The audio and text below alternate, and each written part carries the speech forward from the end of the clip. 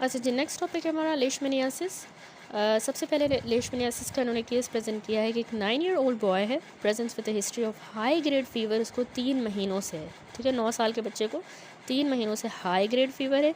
जब उसकी एग्जामिनेशन की तो वो बच्चा फेब्राइल है, यानी उसका 41 डिग्री सेंटीग्रेड है टेम्परेचर, अनीमिक भी है, मैसिव हेपेटोस्प्लीनोमेगैली है।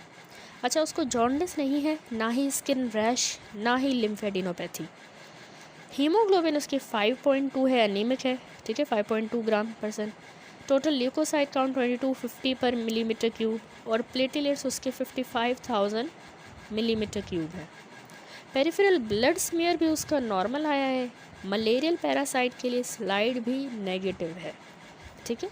तो ये एक टिपिकल केस है लेशमेनियासिस का। कैसे वो हम आगे देखेंगे। सबसे पहली बात, लेशमेनियासिस ये जो डिज़ीज़ होती है ये एक इंट्रासेलुलर प्रोटोजोन पैरासाइट की वजह से होती है, ठीक है। प्रोटोजोन पैरासाइट है जो इंट्रासेलुलर रहता है, लेशमेनिया जीनस से ये बिलोंग करता है, ठीक है। और ये डिज़ीज़ करवाता है लेशमेनियासिस। कैसे ये ट्रांसमिट होता है? एक्चुअली फ्लेबोटमीन और सैंड फ्लाइज, इसका नाम है सैंड फ्लाई, एक किस्म की मक्खी है, ठीक है, उसको कहते हैं फ्लेबोटोमीन सैंड फ्लाई। इसके ज़रिए लेशमेनियासिस ट्रांसमिट होती है, फैलती है। अच्छा, डिफरेंट इसकी टाइप्स हम देखेंगे, कुटेनियस है, म्यूकोजल है, विजरल है। उसमें से जो कुटेनियस लेशमेनियासिस होती है ना, उसमें हमें इंटेंस किस्म की क्रोनिक ग्रेन्युलोमेटस इन्फ्लामेशन मिलती है जो कि एपिडर्मिस और डर्मिस को इन्वॉल्व करती है, ठीक है, बिल्कुल इंटेंस किस्म की और क्रोनिक, लेकिन ग्रेन्युलोमेटस इन्फ्लामेशन होती है। दोनों लेयर्स को, एपिडर्मिस डर्मिस को, ये कुटेनियस वाली इन्वॉल्व करती है।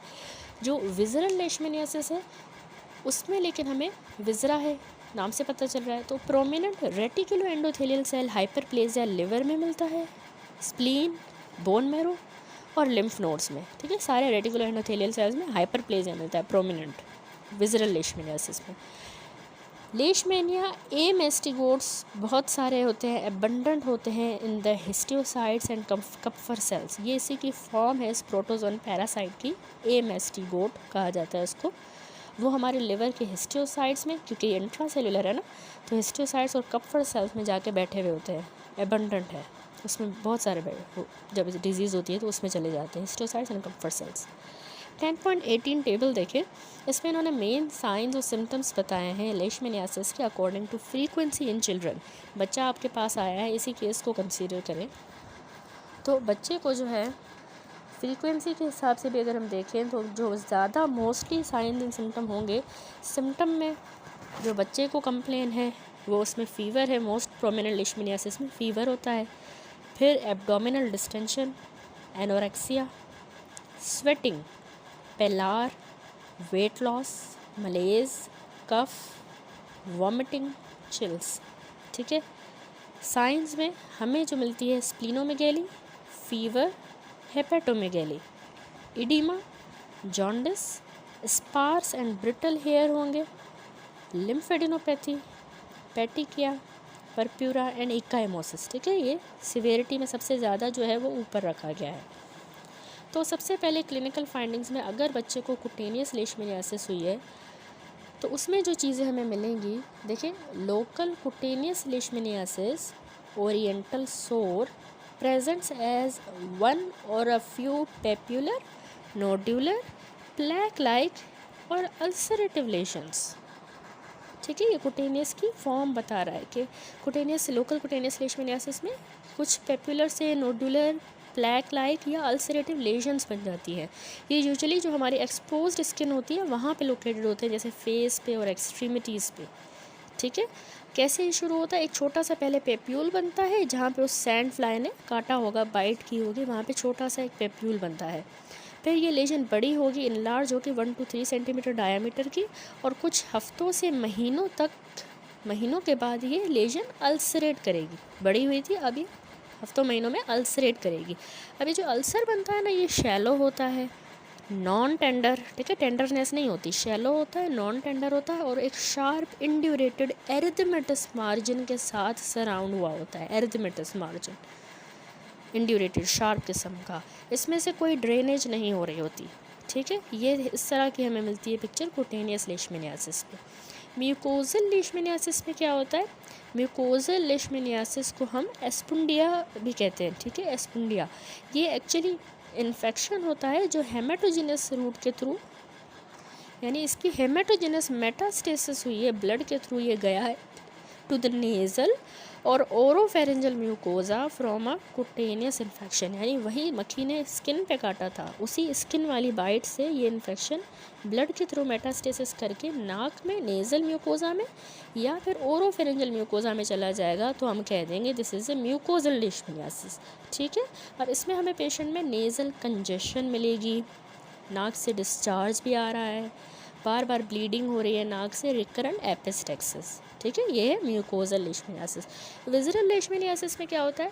विज़रल लेशमेनियासिस को हम कहते हैं काला अज़ार। काला अज़र जो है ये तब होता है जब ऑर्गेनिज्म स्किन के अंदर इनोक्यूलेट होता है बाय सैंड फ्लाई।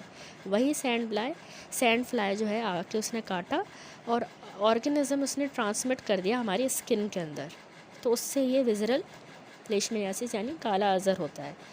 होगा क्या, बच्चा जो है वो कम्प्लीटली एसिम्प्टोमेटिक होता है, उसको बिल्कुल ही कम्प्लीटली एसिम्प्टोमेटिक इन्फेक्शन होगा, या फिर ऐसी इलनेस होगी जो खुद ही रिजॉल्व कर जाएगी, या फिर वो इवॉल्व करेगी इनटू द काला Azhar with in 2 to 8 month, यानी 2 से 8 महीने लग जाएंगे, फिर ये कन्वर्ट होगी काला अज़र में, ठीक है। तो क्लासिक इसके जो क्लिनिकल फीचर्स हैं विज़रल लेशमेनियासिस के, इसमें है कि हाई फीवर होगा बच्चे को, बहुत ज़्यादा मार्क्ड स्प्लीनोमेगेली, हेपेटोमेगेली और सिवियर कैकेक्सिया, ठीक है, बहुत ज़्यादा वीकनेस और मसल वेस्टिंग कैकेक्सिया। तो ये फाइंडिंग्स जो है ना, इनको होने में भी 1 से 6 माह लगेंगे। एक बार मक्खी ने काटा लेकिन इतना टाइम लगेगा 1 to 6 month after the onset of illness, ठीक है। सिवियर और टर्मिनल जो स्टेजेस होते हैं काला अज़र के, उसमें हमें बहुत ज़्यादा मैसिव हेपेटोस्प्लीनोमेगेली मिलती है, ग्रॉस वेस्टिंग होगी और प्रोफाउंड पैनसाइटोपिनिया, ठीक है, जॉन्डिस, इडिमा और असाइटिस। सिवियर अनीमिया ही है जो कि इसमें हार्ट फेलियर को परसिपिटेट करेगी, क्योंकि हार्ट बहुत ज़्यादा पंप करेगा डिमांड को पूरा करने के लिए, तो अनीमिया की वजह से हीमोग्लोबिन कम है, ऑक्सीजन डिलीवर नहीं हो रही, तो हार्ट फेलियर होगा सीवियर एनीमिया की वजह से। अच्छा, ब्लीडिंग एपिसोड्स भी होंगे इसमें, फिर एपिस्टेक्सिस स्पेशली याद रखें इसमें होगा, सेकेंडरी बैक्टीरियल इन्फेक्शन की वजह से फिर इसमें डेथ हो जाती है, ठीक हो गया। कैसे डायग्नोसिस बनाएंगे? द डेवलपमेंट ऑफ 1 और several slowly progressive non tender nodular or ulcerative lesions in the patient in an endemic area should be suspected of cutaneous leishmaniasis। एक जगह है जहाँ पर ये बीमारी इंडेमिक है, ठीक है, पॉपुलेशन में, तो वहाँ पर अगर लोग किसी भी पर्सन को एक या फिर सेवरल स्लोली प्रोग्रेस करने वाली नॉन टेंडर नोड्यूलर या अल्सरेटिव लेशंस बनती हैं स्किन पे, तो वो इंडिकेट करती है, हम सस्पिशन रखेंगे कि भाई ये लेशमेनियासिस हो सकता है, ठीक है। पेशेंट जिनको कुटेनियस लेशमेनियासिस होता है या म्यूकोजल लेशमेनियासिस, उनकी लैब रिजल्ट्स कभी भी एबनॉर्मल हमें नहीं मिलेंगे, ठीक है, लैब फाइंडिंग्स हमें एबनॉर्मल नहीं मिलती। जो काला अज़र है ना, उसमें क्लासिक काला अज़र में जो लैब फाइंडिंग्स मिलती हैं उसमें अनीमिया मिलेगी, यानी हीमोग्लोबिन 5 to 8 ग्राम पर डेसीलीटर होगी, उसमें हमें थ्रोम्बोसाइटोपिनिया भी मिलेगा, प्लेटलेट्स कम होंगे, ल्यूकोपीनिया भी मिलेगा 2000 to 3000 सेल्स पर माइक्रोलीटर, ल्यूकोसाइड्स कम है, और हेपेटिक ट्रांसअमाइनेज के लेवल्स बढ़ जाएंगे, ठीक है। तो ये क्लासिक काला अज़र में, और हाँ उसमें ट्रांसअमाइनेज भी बढ़ेंगे और हाइपर ग्लोबुलिनीमिया मिलेगा, यानी मोर देन 5 ग्राम पर डेसीलीटर होगा, इम्यूनोग्लोबुलिन्स बढ़ जाएंगी, जिसमें भी मोस्टली इम्यूनोग्लोबुलिन जी बढ़ती है, एलिवेट होगी, ठीक हो गया। वैसे जो डेफिनेटिव डायग्नोसिस है ना लेशमेनियासिस की, वो हम इस्टेब्लिश करते हैं by the demonstration of amastigotes in the tissue specimen और isolation of the organism by culture, क्योंकि इसमें टिश्यू में चला जाता है ये पैरासाइट प्रोटोजोन, वहाँ जाके बैठ जाता है ये प्रोटोजोन, तो हम जब टिश्यू की स्लाइड्स बनाते हैं टिश्यू स्पेसिमेन, उसी में ही हम ए मैस्टिगोट को आइसोलेट करते हैं और हम कहते हैं हाँ भाई ये पेशेंट को लेशमेनियासिस है। डेफिनेटिव डायग्नोसिस इससे ही बनती है, ए मैस्टिगोट्स जब हमें टिश्यू सैंपल में मिले, ठीक है। बाकी हमने देखा कि उसमें कुटेनियस में और म्यूकोजल में हमें कोई भी फाइंडिंग लैब एबनॉर्मल फाइंडिंग नहीं मिलती। बाकी हमने क्लिनिकली सस्पिशन रखा कि इस तरह की slowly progressive non tender nodular या अल्सरेटिव लेशन हमें मिल रही है, तो लेशमेनियासिस हो सकता है। और तो कुटेनियस में और म्यूकोजल में हमें कोई लैब एबनॉर्मल नहीं मिल रही, लेकिन क्लासिक काला अज़र में हमें लैब फाइंडिंग ऐसी मिल रही है, anaemia, thrombocytopenia, leukopenia, elevated hepatic transaminase levels, ठीक है, तो और हाइपर ग्लोबुलिनीमिया। बाकी डेफिनेटिव डायग्नोसिस हम AMST कोड्स की मदद से ही बनाते हैं। ठीक हो गया। नेक्स्ट अब देखते हैं कि हम डिफरेंशियल डायग्नोसिस में, अच्छा जी, तो डिफरेंशियल डायग्नोसिस जो है विज़रल लेशमेनियासिस का, उसमें हमारे पास आता है मलेरिया, ठीक है, क्योंकि ये पिक्चर मलेरिया को भी रिजेंबल कर रही है, हेपेटोमेगैली, स्प्लीनोमेगैली, और अनीमिया भी है, फीवर भी है, ठीक है। तो malaria, typhoid fever, miliary tuberculosis, schistosomiasis, brucellosis, amoebic liver abscess, infectious mononucleosis, lymphoma and leukaemia, ठीक है। तो ये डिफरेंशियल डायग्नोसिस हो गई। अब आए मैनेजमेंट पे। मैनेजमेंट में आपने याद रखना है लेशमेनियासिस का ट्रीटमेंट जो है मैनेजमेंट, उसमें पेंटावेलेंट एंटीमनी कंपाउंड्स जैसे कि सोडियम स्टीबोग्लूकोनेट, ठीक है, सोडियम स्टीबोग्लूकोनेट, और इसके अलावा मैग्लूमीन एंटीमोनिएट, ये इसमें मेन एंटी लेशमेनियल कीमोथेरेपी होती है, ठीक है। हम एंटीमनी के कंपाउंड्स देते हैं, sodium stibogluconate, pentavalent antimony compound, sodium stibogluconate, और इसके अलावा मैग्लूमीन एंटीमोनिएट। अच्छा, अब सोडियम स्टीबोग्लूकोनेट का डोज याद रखें, 20 मिलीग्राम पर kg पर डे के हिसाब से देना है, IV में या इंट्रामस्कुलर देंगे। 20 दिन तक देना है कुटेनियस अगर लेशमेनियासिस है, या 28 दिन देंगे अगर म्यूकोजल लेशमेनियासिस और विज़रल लेशमेनियासिस है, तो 28 दिन, ठीक है। कोर्सेस थेरेपी के रिपीट भी किए जा सकते हैं, नीडेड इन द पेशेंट मतलब सिवियर लेशमेनियासिस अगर है तो हम रिपीट भी कर सकते हैं कोर्स। इसके अलावा एक एंटी फंगल है एम्फोटेरिसिन बी भी ना विज़रल लेशमेनियासिस के ट्रीटमेंट में यूज़ होती है, और कभी कभार ये फर्स्ट लाइन थेरेपी के तौर पे भी यूज़ होती है, ठीक है। तो ये एम्फोटेरिसिन भी ना हम देते हैं 0.5 से 1.0 मिलीग्राम पर kg एवरी डे, या एवरी अदर डे दी जाएगी, एक दिन छोड़ के एक दिन छोड़ के, इस तरह 14 से 20 डोजेस देने हैं। लेकिन याद रखें ये टॉक्सिक होती है, तो 0.5 से 1 मिलीग्राम पर kg के हिसाब से। तो इसका वैसे 100% क्योर रेट होता है इन द विज़रल लेशमेनियासिस, लेकिन ये नेफ्रोटॉक्सिक है, किडनीज़ के लिए हार्मफुल है, ठीक है, एम्फोटेरिसिन भी। पैरेंटल ट्रीटमेंट जो है विज़रल लेशमेनियासिस का IV में अगर हम कर रहे हैं अमाइनोग्लाइकोसाइड्स के साथ, अमाइनोग्लाइकोसाइड, पैरोमोमाइसिन, तो वो भी 90% इफ़ेक्टिव होता है, ठीक है। इसके अलावा एक मेम्ब्रेन एक्टिवेटिंग अल्काइल फोस्फोलिपिड होता है, उसको कहते हैं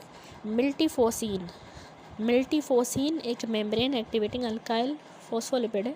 ये भी विज़रल लेशमेनियासिस के ट्रीटमेंट में यूज़ होता है, और इसका भी क्योर रेट 80 to 90% है, ठीक है। इसका कितना ओरल डोज देना होता है, 50 to 100 मिलीग्राम पर डे, या फिर 2.5 मिलीग्राम पर kg के हिसाब से यंगर चिल्ड्रन में जो कि 12 साल से कम उम्र के हैं, तो 28 दिन तक उनको 2.5 मिलीग्राम पर kg के हिसाब से देंगे 28 दिन तक। मिल्टीफोसिन जो कि मेम्ब्रेन एक्टिवेटिंग अल्काइल फोस्फोलिपिड है। अच्छा, एक और एंटीफंगल कीटोकोनाजोल, ये भी इफ़ेक्टिव होती है कुटेनियस लेशमेनियासिस में। फ्लूकोनाजोल हाई डोजेस में अप टू 8 मिलीग्राम पर kg पर डे 4 से 8 हफ्तों तक, ये भी कुटेनियस लेशमेनियासिस में इफेक्टिव है फ्लूकोनाजोल, ठीक है, ये स्किन पे लगाने के लिए एंटीफंगल्स।